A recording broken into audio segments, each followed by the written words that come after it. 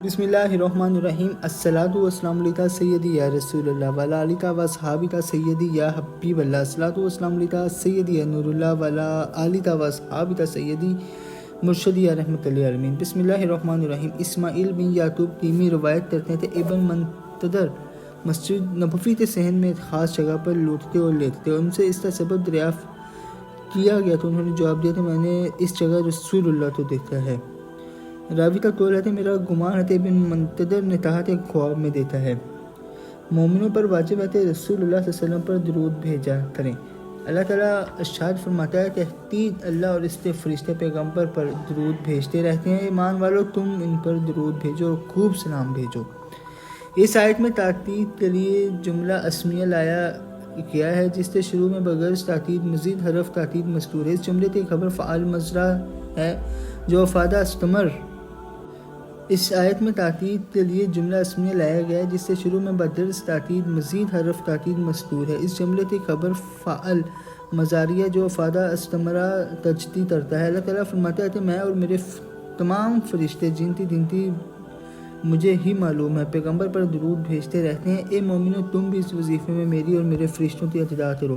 واضح رہتے خدا کے درود بھیجنے سے مراد رحمت تن نازل کرنا اور فرشتوں اور مومنوں کے درود سے مراد ان کا بارگاہ رب العزت میں تذرہ و دعا کرنا ہے کہ وہ اپنے حبیب پاک پر رحمت و برکت نازل فرمائے۔ مومنوں کی طرف سے درود بھیجنے میں رسول اللہ کی تعظیم ہے اور بھیجنے والوں کا بھی فائدہ ہے۔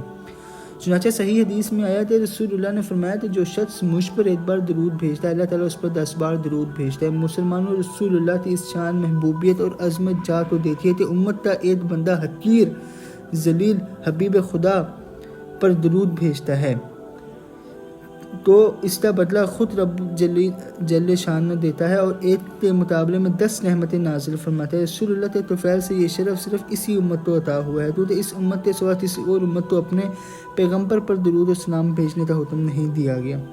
درود شریف کے فوائد میں سے ایک یہ بھی ہے کہ درود شریف اجابت دعا کا ذریعہ کیونکہ یہ بھی ایک قسم کا توسل بالنبی ہے۔ دلائل الخیرات الشریف میں ہے کہ حضرت ابو سلمان عبد الرحمن بن عطیہ دارانی نے فرمایا کہ جب تم خدا تعالیٰ سے کچھ مانگو تو دعا سے پہلے اور پیچھے درود شریف پڑھ لیا کرو کیونکہ اللہ تعالیٰ دونوں طرف کے درود شریف کو اپنی طرف سے قبول کر ہی لیتا ہے اور یہ اس کے طرف سے بعید ہے کہ درمیان کی چیز کو رد کر دے۔ علامہ فارسی شرح دلائل الخیرات میں لکھتے ہیں کہ بعض کے نزدیک امام دارانی کے طول مذکور کا تتمیہ یوں ہے اور ہر ایک عمل مقبول ہوتا ہے یا مرد و سوائے درود شریف کے تو وہ مقبول ہی ہوتا ہے مردود نہیں ہوتا۔ امام باجی نے بروایت ابن عباس نقل کیا کہ جب تم اللہ تعالیٰ سے کچھ مانگو تو اپنی دعا میں درود شریف شامل کرو کیونکہ درود شریف مقبول ہوتا ہے اور اللہ تعالیٰ کی شان سے یہ بعید ہے کہ وہ بعض کو قبول کرے اور بعض کو رد کرے۔ شیخ ابو طلب متی نے یہ حدیث نقل کی ہے کہ جب تم اللہ تعالیٰ سے کچھ مانگو تو پہلے درود شریف پڑھو کیونکہ اللہ تعالیٰ کی شان سے بعید ہے کہ اس سے 2 حاجتیں مانگی جائیں جس میں سے ایک تو پورا کر دو دوسری کو رد کر دے۔ اس روایت کو امام غزالی نے احیاء العلوم میں نقل کیا ہے۔ امام ارات نے کہا کہ میں نے اس روایت کو مرفوع نہیں پایا، وہ ابوالرداء پر موقوف ہے۔ شفا شریف میں ہے کہ حدیث میں آیا ہے کہ درود شریف کے درمیان کی دعا رد نہیں دی جاتی۔ ابو محمد جبر نے اس روایت کو کتاب شرف المصطفیٰ سے منسوب کیا ہے۔ تضافہ مطالع المسرات۔ علامہ شامی نے سلف کے قول کہ درود شریف کبھی رد نہیں ہوتا تھی تعویل و تصحیح یوں کی ہے کہ درود شریف دعا ہے اور دعا کبھی مقبول ہوتی ہے اور کبھی مردود مگر درود شریف عموماً دعا سے مستثنیٰ ہے کیونکہ نص قرآنی سے ثابت ہے کہ اللہ تعالیٰ اپنے رسول پر درود بھیجتا ہے۔ اس نے اپنے مومن بندوں پر احسان کیا ہے کہ ان کو بھی درود بھیجنے کا حکم دیا ہے تاکہ ان کو زیادہ فضل و شرف حاصل ہو جائے ورنہ رسول اللہ کو اپنے پروردگار کا درود ہی کافی ہے۔ بس مومنوں کا اپنے رب سے طلب درود کرنا قطعاً مقبول ہے کیونکہ خدا تعالیٰ خود خبر دے رہا ہے کہ میں اپنے رسول پر درود بھیجتا رہتا ہوں۔ باقی تمام دعائیں اور عبادتیں اس کے برعکس ہیں لہٰذا درود شریف کے مقبول ہی ہونے کی سند نص قرآنی ہے۔ رہا اس پر ثواب کا ملنا سو وہ چند عوارض سے مشروط ہے اور وہ عوارض یہ ہے طلب غافل سے پڑھنا، ریا و سماع کے لیے پڑھنا، کسی حرام چیز پر استعمال کرنا وغیرہ۔ حضور کے روضہ شریف کی زیارت بلا جماع سنت و فضیلت عظمہ ہے۔ اس بارے میں بہت سی احادیث آئی ہیں، جن میں سے چند وفا سے یہاں پیش کرتے ہیں۔ جس نے میری قبر کی زیارت کی اس کے لیے میری شفاعت ثابت ہوگی، جس نے میری قبر کی زیارت کی اس کے واسطے میری شفاعت ثابت ہوگی۔ جو میری زیارت تو اس طرح آیا کہ میری زیارت کے سوا کی وہ چیز اس کو نہ لائی تو مجھ پر حق ہے کہ قیامت کے دن میں اس کا شفیع ہوں گا۔ جس نے حج کیا اور میری وفات کے بعد میری قبر کی زیارت کی، وہ مثل اس کے ہے جس نے میری زندگی میں میری زیارت کی۔ جس نے بیت اللہ کا حج کیا اور میری زیارت نہ کی، اس نے مجھ پر ستم کیا۔ جس نے مدینہ میں آ کر میری زیارت کی، میں اس کے لیے دعا اور شفیع ہوں گا۔ جس نے میری قبر کی زیارت کی، یا فرمایا جس نے میری زیارت کی، میں اس کے لیے شفیع یا گواہ ہوں گا۔ اور جو شخص حرمین میں سے ایک میں مر گیا، اللہ عز و جل اس کو قیامت کے دن امن والوں میں اٹھائے گا۔ جس نے بلتست میری زیارت کی، وہ قیامت کے دن میری پناہ میں ہوگا۔ جس نے میری وفات کے بعد میری زیارت کی، اس نے گویا میری زندگی میں میری زیارت کی۔ اور جو حرمین شریفین میں سے ایک میں مر گیا، وہ قیامت کے دن امن والوں کے زمرے میں اٹھایا جائے گا۔ جس نے مکہ میں حج کیا، پھر میری مسجد میں میری زیارت کی، اس کے لیے 2 مقبول حج لکھے گئے۔ احادیث مستورہ بلا کے علاوہ کتاب اللہ سے بھی یہی ثابت ہے۔ چنانچہ اللہ عز و جل فرماتا ہے، اگر یہ لوگ جس وقت کے اپنی جانوں پر ظلم کرتے ہیں تیرے پاس آتے اور خدا سے بخشش مانگتے اور پیغمبر ان کے لیے بخشش مانگتا، تو وہ خدا کو معاف کرنے والا مہربان پاتے۔ اس آیت حضور کی خدمت شریف میں حاضر ہوتا توبہ کرنے کی ترغیب دی گئی ہے، مگر قبول توبہ کے لیے ایک تیسرے امر گناہ گار امت کے لیے استغفار رسول کی بھی ضرورت بیان ہوئی ہے۔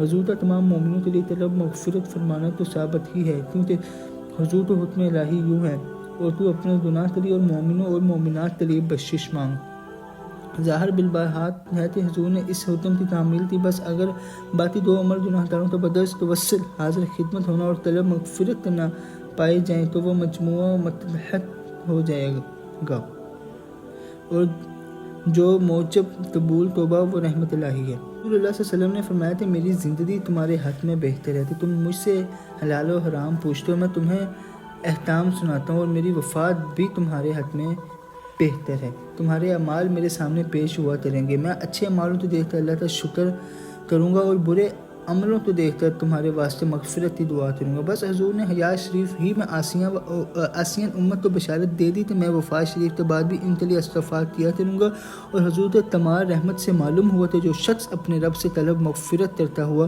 حضور کی بارگاہ اعلیٰ میں حاضر ہوتا ہے، آپ اس کے لیے استغفار فرماتے ہیں۔ اسی واسطے علماء کرام نے تصریح فرما دی ہے کہ حضور کا یہ رتبہ آپ کی وفات شریف سے منقطع نہیں ہوا۔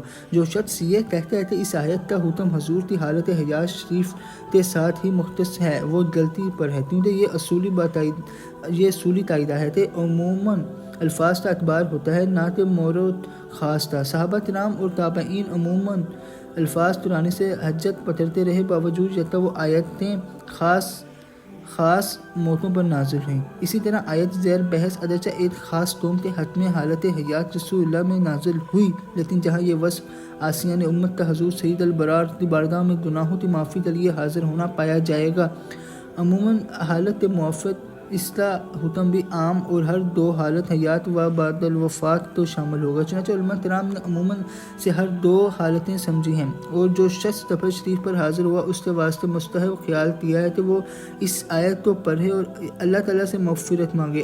امام اتبا امام شافعی تو استاد کی حیات اس باب میں مشہور ہے، اور مذاہب اربعہ کے علماء نے اسے اپنے مناسک میں نقل کیا ہے اور اسے مستحسن سمجھ آداب زیارت میں شامل کیا ہے۔ ہم اس حکایات کو انشاءاللہ تعالیٰ بحث توسل میں لائیں گے۔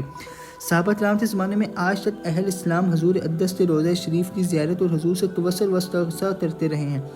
جب حضرت عمر فاروق نے اہل بیت المقدس سے صلح کی تو تااب احبار آپ کی خدمت میں حاضر ہوئے، سلام لائے، اور حضرت فاروق اعظم ان سے خوش ہوئے اور فرمایا، کیا تم چاہتے ہو کہ میرے ساتھ مدینہ منورہ چلو اور حضور کی قبر شریف کی زیارت سے فائدہ اٹھاؤ؟ حضرت تااب احبار نے جواب دیا کہ ہاں۔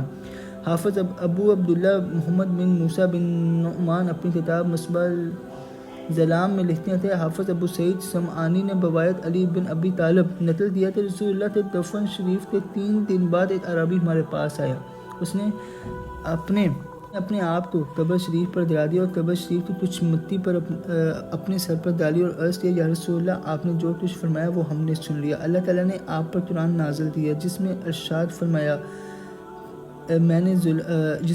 فرمایا میں آپ کے پاس آیا ہوں تاکہ آپ میرے حتم طلب مغفرت فرمائیں۔ قبر شریف سے آواز آئی تو تجھے بخش دیا گیا۔ مسند امام ابی حنیفہ اس میں بروایت امام منقول ہے کہ حضرت ایوب سختیانی تابع آئے، جب وہ رسول اللہ کی قبر شریف کے نزدیک پہنچے تو اپنی پیٹھ قبلے کی طرف اور منہ حضور اقدس کے چہرے مبارک کی طرف کر لیا اور روئے۔ توسل کی دیگر مثالیں عنقریب انشاءاللہ آپ کے سامنے پیش کریں گے۔ چند ذیل آداب زیارت بیان کیے جاتے ہیں۔ زائرین کو مناسبت زیارت روضہ شریف کے ساتھ مسجد نبوی کی زیارت اور اس میں نماز پڑھنے کی بھی نیت کریں۔ اگر مقدر زیارت کی نیت کریں تو اولیٰ ہے، دوسری بار اگر موقع ملے تو ہر دو کی نیت کریں۔ مدینہ منورہ کے راستے میں درود السلام کی کثرت رکھیں۔ راستے میں مساجد اور آثار شریفہ جو رسول اللہ سے منسوب ہیں ان کی زیارت کریں اور ان میں نماز پڑھیں۔